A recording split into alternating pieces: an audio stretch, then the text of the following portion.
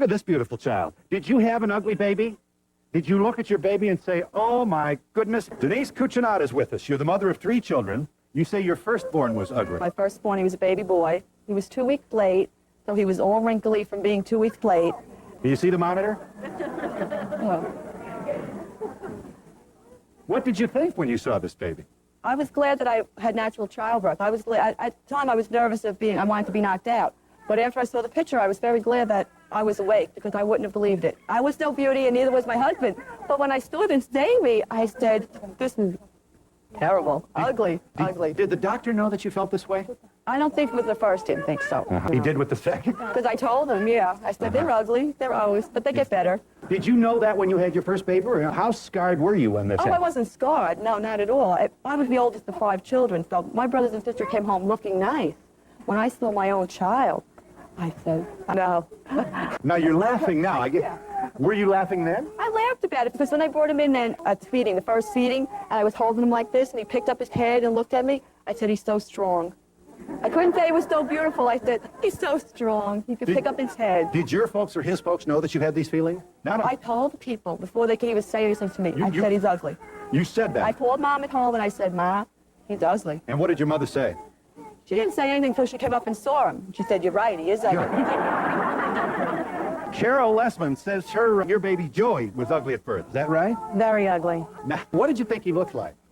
He looked like E.T. He was long and skinny, long fingers, long feet, and he was just, his body was all like crunch. Yeah. And what influence did this have on your own feelings? Did you cry? I'm trying to figure out. I didn't cry, but every mother that is expecting a baby would love to have a beautiful child, but I didn't get upset. I just admitted to everyone. We went to the nursery. There was other mothers there saying how beautiful their child was, and I sat there and said that mine was ugly. Let's take a look here. Carol Lessman's baby.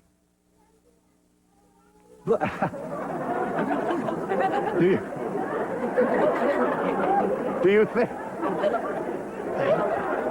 you think he looked like a Cabbage Patch doll?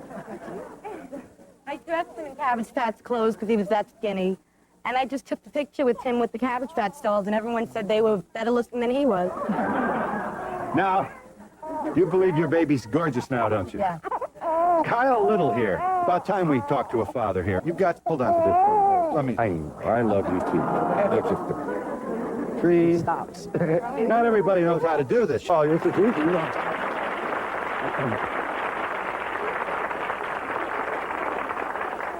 This is how I'm going to run for office someday. I'm not going to say anything. I'm just going to kiss babies and get a hand. Kyle, tell us. Yeah. What'd you think when you saw your baby? It was beautiful. I really did. But I was concerned when Mommy and I went for checkups. The doctor would do an ultrasound, and he said, it's got a good, strong heartbeat. He's got a big head. And I didn't think twice about it. We went for another one a couple months later. And the same thing, says, boy, this guy's got a good-sized head. And I started to worry because when I was younger, 3rd, 4th grade, I had a bit of a rough time because I had a good noggin on the back of my head. And like a back porch. Yeah. That means more brains, Kyle. Okay. That's what I always said. I happen to have a big head myself. I wear like a 7 7/8 hat. I wear an extra large. Yeah. And I'm a little shorter. But you were concerned this baby was... Yeah, because 3rd grade was rough. My nickname was Peach Head and Football Head. Yeah. And I was concerned about him inheriting my big noggin.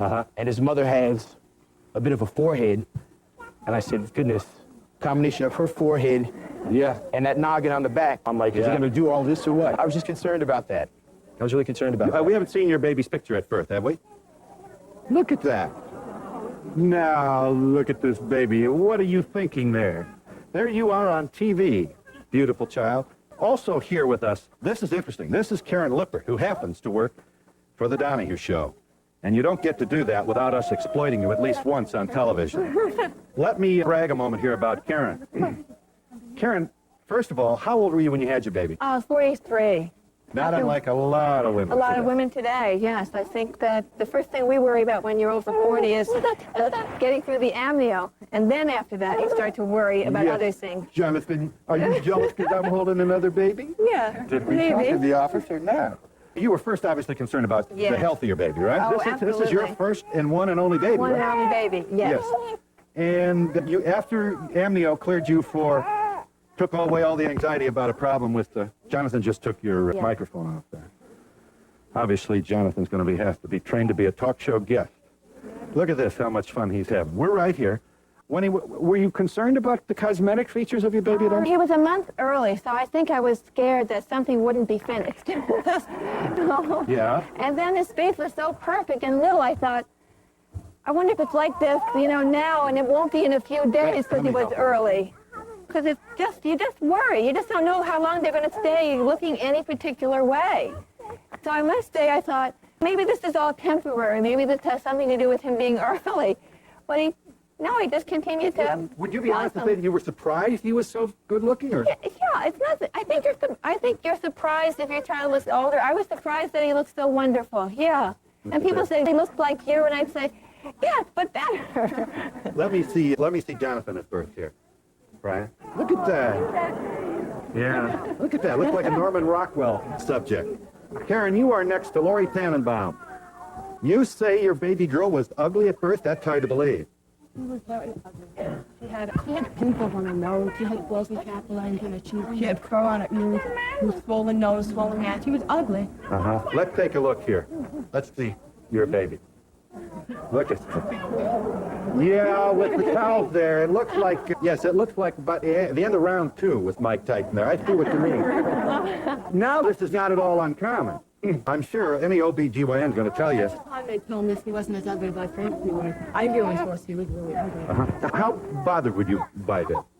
I got really upset about it. Did you? Like, her father told her, would say, it's moving. Look at it go. Look at it move. And she cried a lot. That made her real ugly. Yes. Have you got a mic on there? If you don't, we're going to be a long time trying to figure out what you're saying. Excuse us. Oh, you took your jacket off. And your mic was on your jacket. Obviously, we're going to have to send you to talk show guest school. I appreciate your honesty in telling us about this, Lori. How did you deal with it emotionally? And when you got home, did your parents know, or was the doctor angry because he knew you felt this way? How did other people respond to you? A lot of people told me I was wrong, that she wasn't as bad as I thought she was. Her father had no chin. I have a big nose, and I kept thinking, oh, God, a big nose and no chin. That's really attractive, you know. Yes. This is the beloved human being about whom we speak here. So I would look at Bristol, turn around. Look at this. Look at the TV. Yeah, I'm just trying to make sure.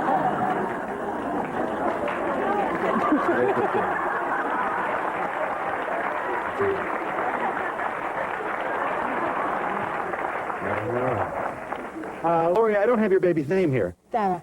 Sarah. We're so glad to welcome you. How soon after you brought her home did you find a human being emerging from this? 6 weeks. It took 6 weeks. For 6 weeks, I didn't want her. I almost wanted to give her up for adoption. I really didn't like her. Yeah. And she was also colicky. She cried constantly. And she was ugly and screaming. And it was like, and it never stopped. It just screamed. And we didn't call it the baby. We called it it. It's screaming. Yeah. How do you make it stop? You're very honest to share these feelings with us.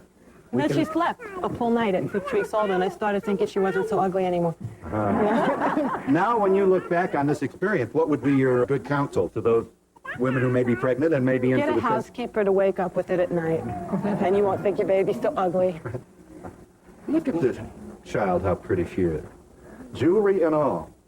Now that Jonathan's about to deprive me of my glasses, I better hurry along here. Listen to this. This is Vicki Rosenberg. Vicki, you're a casting director from Los Angeles. Right. Now consider this woman's job is to choose among all your babies subjects for commercial. Is that right? No. Network Film? television and movies of the week, ongoing series. So actor parts. Right. Speaking roles. Uh-huh. You must have more than a passing interest in the commentary of these films. I assume that you're more likely to meet a mother who is feeling the opposite, that her baby is... I have a 4.5-year-old son, and so far he has shown no interest. He knows what I do. He's shown no interest at all in being in front of a camera, and I can honestly say I'm very happy about that. Because I think people don't prepare children for what's down the road and the rejection and all of that kind of stuff. They're caught up in the moment of being in front of the camera and the good aspects of that in the beginning. But then there are a lot of things that happen down the road with regard to rejection that I don't think the children are prepared for. In other words, a parent who brings a child for your professional consideration Right. is more likely to feel that child is gorgeous and then is not prepared for either rejection or for placement in a role that might call for a normal-looking child. And a lot of these children come in with no experience at all. A lot of the children are not prepared for anything that has to do with not getting the role. So I think a lot of it depends on how much the parent emphasizes the career for a child at that age, too. You are next to Michael Perchuk, MD. Dr. Perchuk is a psychiatrist for the Center for Human Appearance at the University of Pennsylvania. We've got now a Center for Human Appearance. Why? Tell us why this is an important scientific arena of scholarship. Appearance makes an awfully big difference in people's day-to-day lives, as witnessed by the fact how much money people spend on things like cosmetics and cosmetic surgery. There have been a slew of studies which have pretty much shown at this point that people form an awful lot of impressions about other people on the basis of how they look. We live in an appearance-conscious society. Very much, but society probably has always been appearance-conscious. It's just that now enough people have the resources to try and do something about it. Has any of your professional work ever brought you in contact with people who are honest enough to make this kind of commentary? Some of it has, and I've worked with parents who've had children who were born with facial deformities, and I think that may just be a more extreme form of what we've heard today. Parents often get depressed. They have the expectation, I think it's especially true with the firstborn, that babies are supposed to look like the babies look on the TV commercials, and they're all cute. And babies are born, and they've been through the birth canal, and their heads are all stretched out of shape, and they don't look at all like the ads. And I think today we've heard everybody here as a firstborn they're talking about. Right. After they got the firstborn, they grow up and they start to look better. And I think it's a little less traumatic the second or third time around. Are you there, caller? Go ahead. Yes, sir. Hello, how are you? I'm all right. You got a pretty baby? My baby? Yeah. Now he's gorgeous. Yeah, what happened? When he was born, this is a story that you have to remember. When he was born, my mother was the first person to see him. When they put her in his arm, when they put him in her arms, she cried. She said, the nurse told me this, she said, my daughter's beautiful. My son-in-law is gorgeous. This is disgusting. This is the ugliest baby I've ever seen in my life. I can't believe it. This is not her baby. What did that do to you? Did you hear her say that? No, I had a C-section, but she comes to me in the recovery room, and you should see the face on her. She goes, honey, I don't know how to tell you this, but you know the baby you just had? She scared the heck out of me. I thought something happened to the kid. He's ugly. She goes back to me. Can you believe this? No, I can't believe your mother would say that.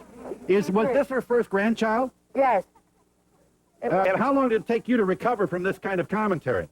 To me, I was like, hey, I went through 22 hours of labor. I don't care what he looks like, as long as he's my baby. Yes, and your baby now? He's gorgeous.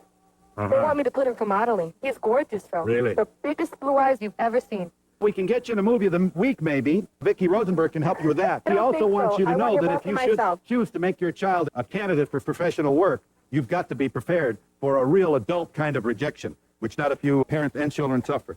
That's not quite an ice cream cone, Jonathan, so I want to be careful. I'm glad your baby's in good shape now, and I appreciate your call. Hi, are you there? Yes, I am. Go ahead.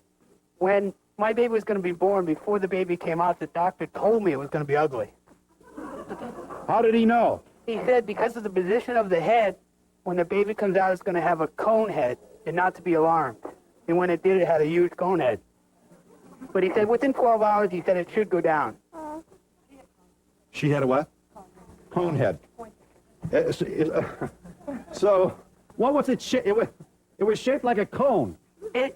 Exactly, just like on Saturday Night Live, cone head. It was I large. want to show you some celebrities. Let's show them number 58.